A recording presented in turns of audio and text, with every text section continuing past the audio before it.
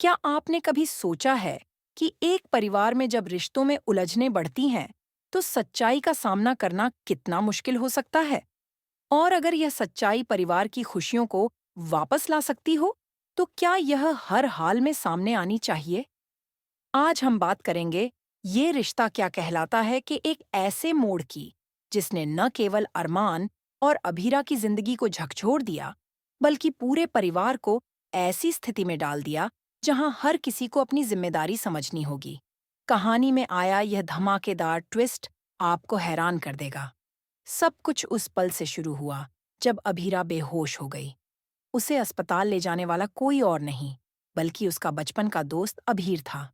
लेकिन दूसरी तरफ अरमान, जो अपनी गलतियों के चलते परिवार की नजरों में गिर चुका था, उसे रोकने के लिए सोनना बीच में आ गई।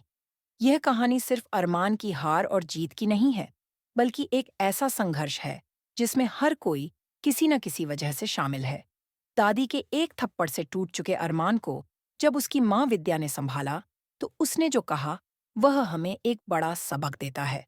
विद्या ने कहा, तूफान के बाद हमें यह नहीं सोचना चाहिए कि क्या उजड़ गया, बल्कि यह देखना चाहिए कि जो बचा है उसे कैसे संभाला जाए।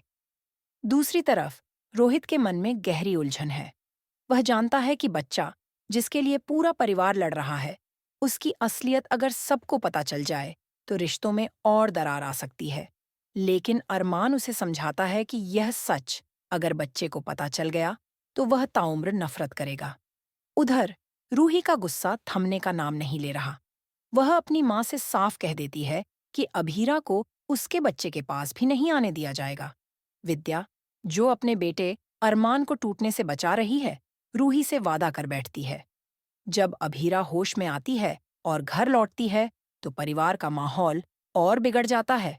दक्ष का लगातार रोना सबके लिए चिंता का विषय बन जाता है। मजबूरी में अभीरा दक्ष को गोद में उठाती है और तभी कुछ ऐसा होता है जो कहानी को एक नया मोड़ देता है। दक्ष चुप हो जाता है। अब सवाल ये है, क्या अभीरा ने जो किया वह सही था?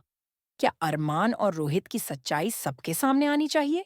और अगर यह सच सामने आता है, तो क्या परिवार में चल रही नफरत खत्म हो पाएगी? दोस्तों, आपकी क्या राय है? क्या सच को सामने लाना रिश्तों को बचाने का सही तरीका है? कमेंट करके हमें जरूर बताएं। ऐसी ही और टीवी अपडेट्स के लिए हमारे चैनल को सब्सक्राइब करें। राधे राधे।